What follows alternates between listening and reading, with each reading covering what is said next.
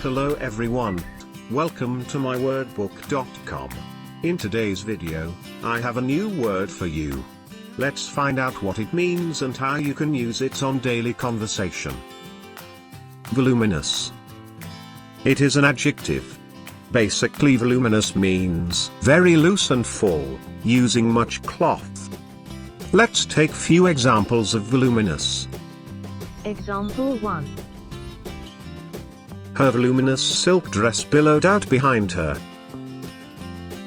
Example 2. He took voluminous notes during the lecture. Example 3. The voluminous dress seemed to swallow the tiny dancer's petite frame.